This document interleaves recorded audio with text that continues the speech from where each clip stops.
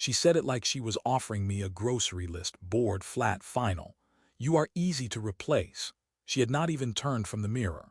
Her hand moved slowly through her hair, the gold of her bracelet catching the light, deliberate and dismissive. I watched her face in the reflection, looking for some hint of a joke, some trace of the woman I had promised to build a life with. But all I saw was calculation and certainty. I did not reply. I remember nodding, as if we had just finished discussing which restaurant to order from. Then I walked out of the room without a word, not because I was calm, but because something colder than rage had already taken its place. It had not started with that sentence, but it broke the pattern. Until then, her distance had worn a mask of exhaustion, deadlines, clients, hormones.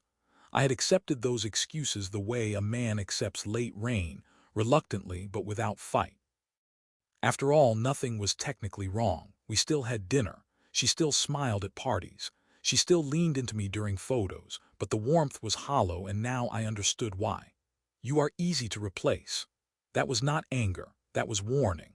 I replayed it later that night, long after she had gone to bed, curled beneath our duvet like nothing had cracked. I sat alone in the office with the lights off, letting the glow from the monitor define the edges of the room. She had said it casually, but people only say things like that when they believe they already have your replacement. So I tested the theory. I started where she would least expect, her own cloud backup. We had synced accounts years ago for calendar coordination. She had forgotten that. It was not a text or a file that caught my eye. It was a folder labeled proposals. Nothing strange there. She had always been meticulous with client work. But inside were subfolders that made no sense. Names I did not recognize, dates that overlapped with supposed solo conferences. I opened one. The first image loaded slowly. It was not graphic, it was worse. A hotel balcony, wine, sunset, and her. Legs tucked under her on a lounge chair, laughing into a shoulder that was not mine. I did not move. I let my hands rest on the desk, palms open.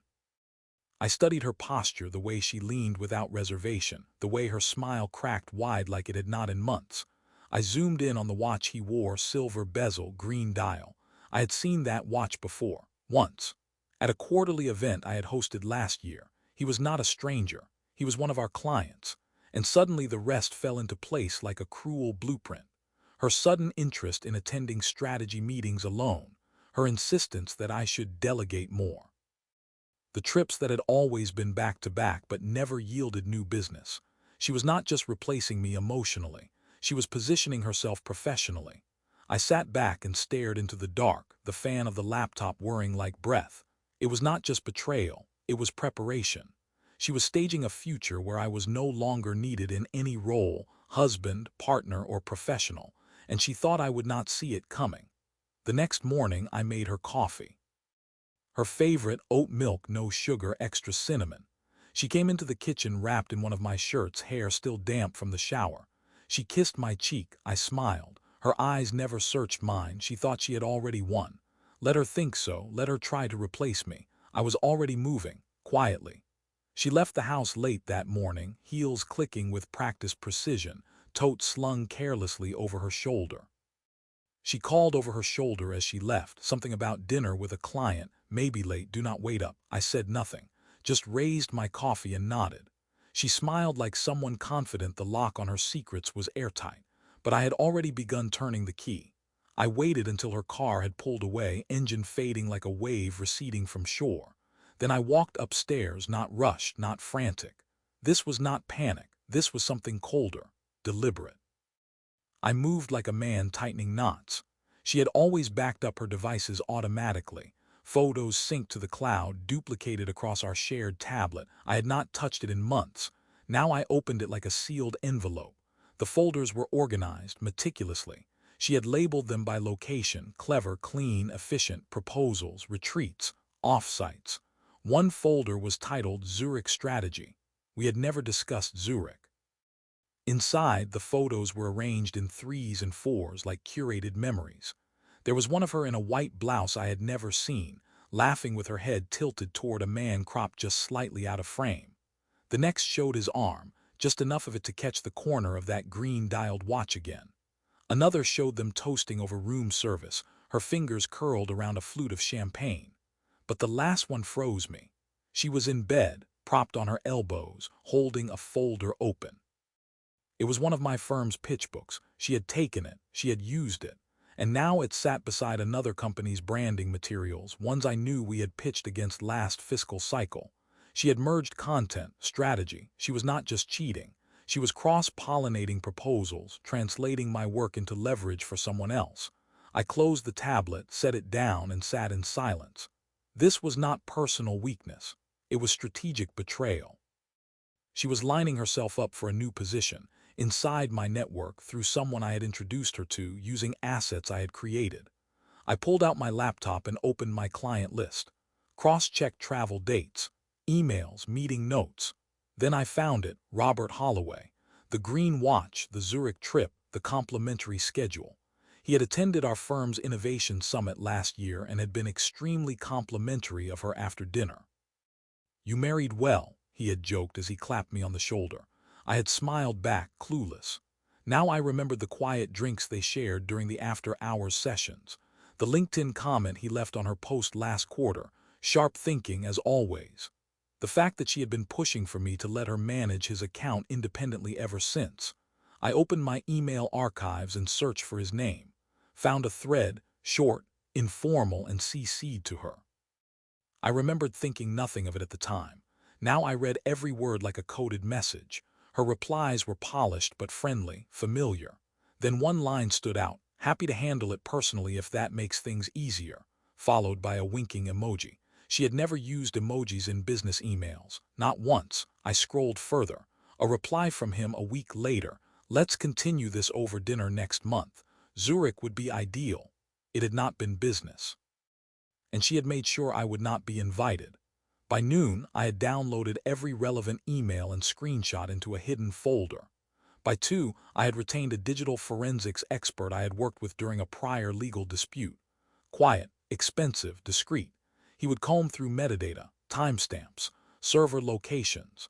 I told him I needed documentation, proof of file transfers, edits, and any signs of company assets being sent from her devices to Robert's domain.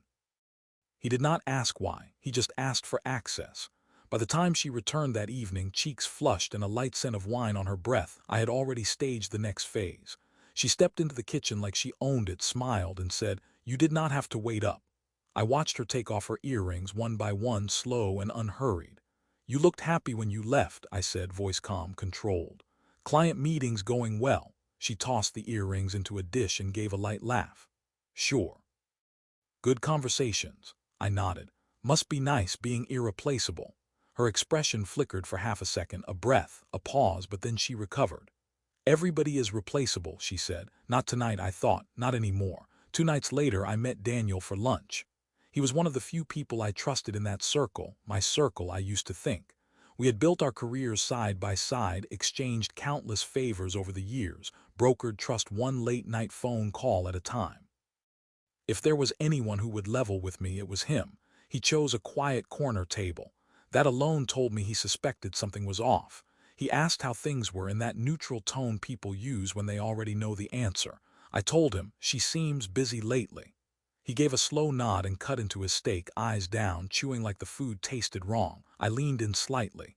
"You ever work with Robert Holloway?" His hand paused mid-cut. "Briefly," he said, not looking up. "Years ago. But you two talked at the summit last fall." He finally raised his eyes, not defensive, resigned. "You already know," he said quietly. My stomach dropped, but I kept my voice level. "Know what?" He looked around, then folded his napkin slowly like it gave him time to soften the words. "She made it clear she was pivoting," he said. "Positioning herself for something new. She said you were stepping back, that you had given her more freedom. I figured it was mutual." There was no malice in his tone, just the weight of someone trying to excuse silence. "She said I was stepping back," I repeated, not quite a question. He gave a small shrug. "It was framed like you were tired of the pressure, like she was keeping things afloat." A bitter laugh escaped before I could stop it. "She always did have a gift for reframing reality." Daniel did not argue. "Did anyone else know?" I asked. His silence told me more than words. I let it hang there. A simple calculation unspooling behind my eyes. So she had not only moved against me in business, but she had also rewritten the narrative socially, built sympathy, reshaped allies, and they had nodded along, too polite or too self-interested to ask questions. I finished my meal in silence, left the tip, shook his hand, and walked away like it was any other lunch. But the crack had widened. By the time I returned home, I had a message from my forensics contact.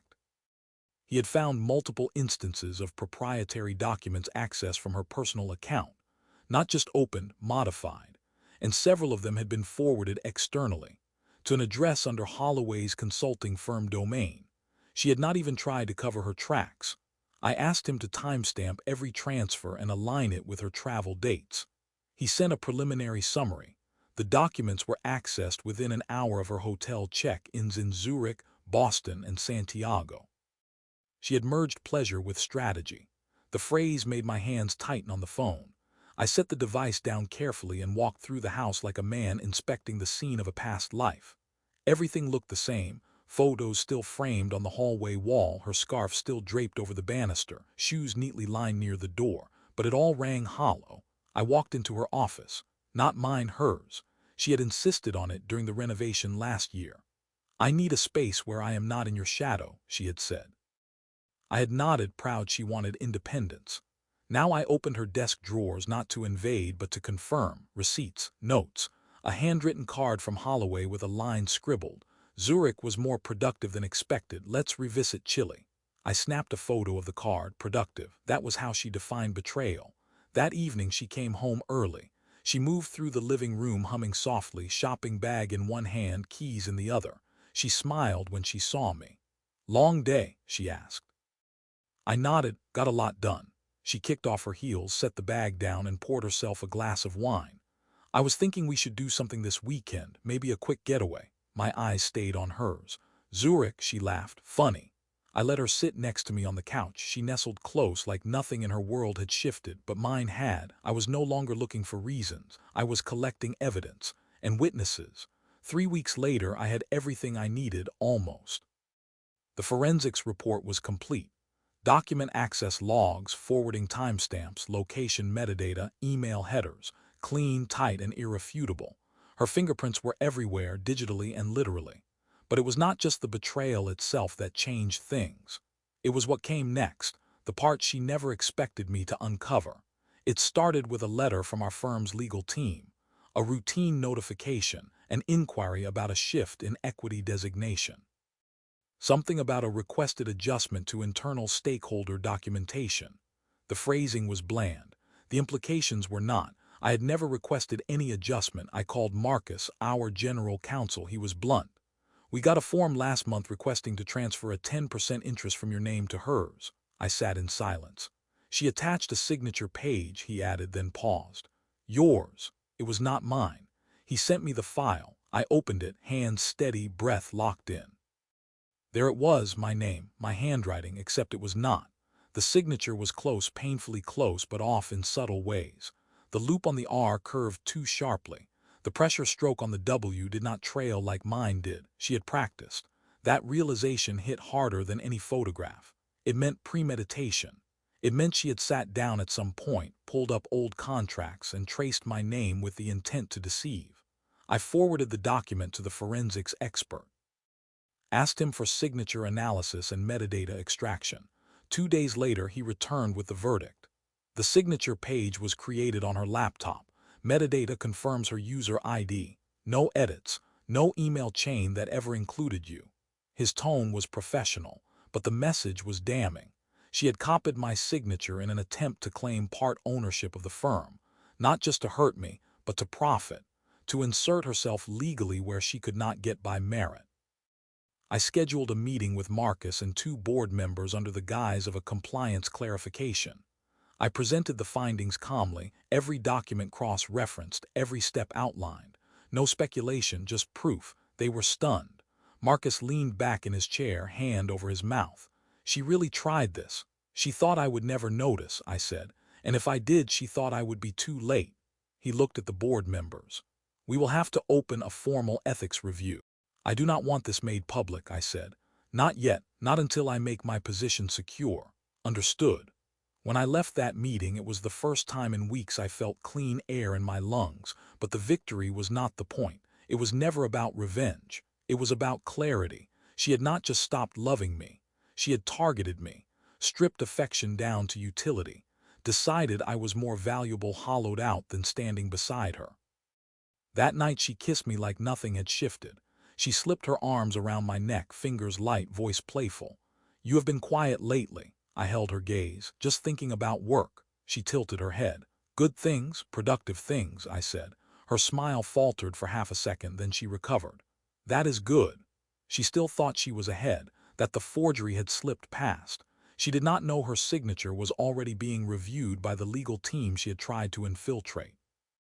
I let her kiss me again, and I kissed her back. Let her think it still worked. Let her keep rehearsing the role. Soon the curtain would fall.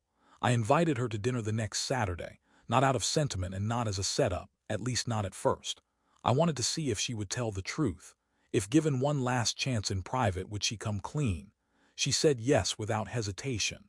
She wore that navy dress she knew I liked, the one she used to reserve for board galas and industry events. Her hair was curled, her makeup precise. She walked into the restaurant like nothing in our life had buckled, like she was still the woman who held my hand under tablecloths and nudged my knee during boring speeches. We ordered wine.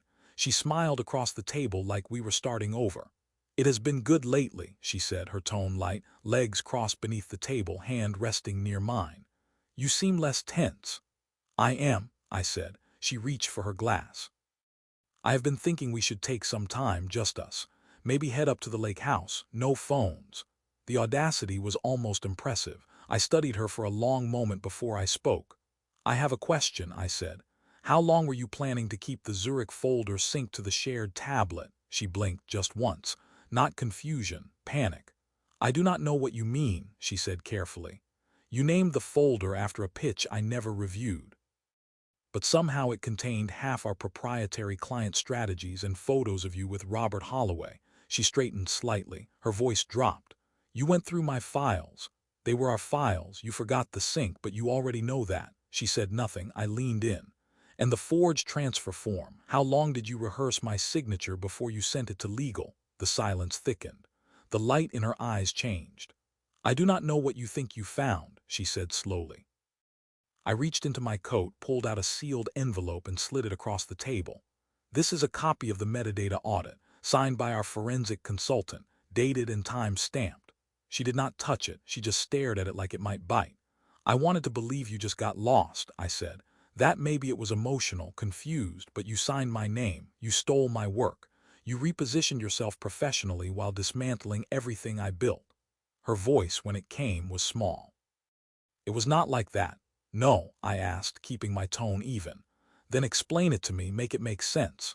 She looked around the restaurant. "Too many people, too much risk." Her words came like dry leaves. "He said it would be cleaner. He said if you signed it there would not be conflict later. I only used your name because I knew you would not agree to the transfer, but it was not meant to hurt you." "Not meant to hurt me," I repeated. "It was just business," she whispered. That phrase broke something in me. I had loved her through hardship, stood beside her through career pivots, covered for her when she doubted herself. And now she stood here, framed by candlelight, calling it just business. "I have already reversed the signature," I said. "Our board knows. The legal team is preparing documentation. Your involvement in my firm is done." Her breath hitched. "You cannot." "I can," I said, "and I already have." She looked around again, then lowered her voice further. "What are you going to do?" "Nothing loud," I said. "I am not you." She reached for her glass again, but missed slightly. I stood. "You said I was easy to replace," I said, voice quiet enough not to draw attention. "So go replace me, start from zero, build something without using my name, my firm, or my trust." She opened her mouth, but I was already walking away. I left her sitting there, hands shaking around a glass she could no longer lift. The fallout began the next morning, not from the board, not from the firm, from her. I woke to an email from a law firm I did not recognize. The subject line read, "Notice of intent to pursue allegations of professional misconduct." The letter was formal, measured, dripping with veiled implication. It stated that a recent pattern of controlling behavior and psychological pressure within a shared professional environment had created a hostile dynamic necessitating preliminary legal protections. It was not a lawsuit. Not yet. But it was staged like a shot across the bow. She had been prepared for this. This was not panic, it was preloaded strategy. I read the letter 3 times, then opened the hidden folder I had built during my investigation. Timestamps, forensic audits, financial trails, and email archives. I attached a zip file and sent it to my attorney with the subject line, "Response prep, high priority." Within an hour he called. "This is fabricated," he said flatly. "And not subtle. Can we prove that?" I asked. He was already scanning. Easily. The documented timeline of her Zurich trips alone contradicts half of these statements. The rest collapses under metadata. She drafted this as a shield, not a record. We prepared the response. 2 days later, my firm's legal team sent a statement of defense and counter evidence. The response included the copied signature and linked metadata, emails revealing her misappropriation of proprietary content, witnesses attesting to her professional conduct during events she now described as hostile, forensic analysis showing she had pre-written the complaint and saved it weeks before our confrontation. Her trap collapsed under its own construction. That afternoon, she called me. I let it ring 4 times before I answered. Her voice was small again, but not broken, calculated. "You could have handled this privately." I kept my tone flat. "You tried to dismantle everything I had built personally and professionally," she exhaled sharply. I did not want to be erased. "You walked away from everything the moment you used my name as your own." She was quiet for a moment, then colder. "Do you know how this will make me look?" "You made yourself look that way," I said. "I just documented it." Silence stretched long and thin. "I will lose everything," she whispered. I waited, then spoke slowly. "You already did. You just did not notice until now." I ended the call. Later that evening I received word that her law firm had withdrawn its notice, quietly, without contest. No settlement requested, no public filing. She had gambled everything on distorting who I was. She had not expected receipts. Within a week word began to spread, quietly at first, then faster than I expected. Robert Holloway sent a formal notice to our firm's executive board severing all future engagements, citing conflicts of interest. I received a direct call from one of his associates the next day. "I am sorry," he said. "None of us knew what she was trying to do. He was blindsided too. She misrepresented a lot." I believed that.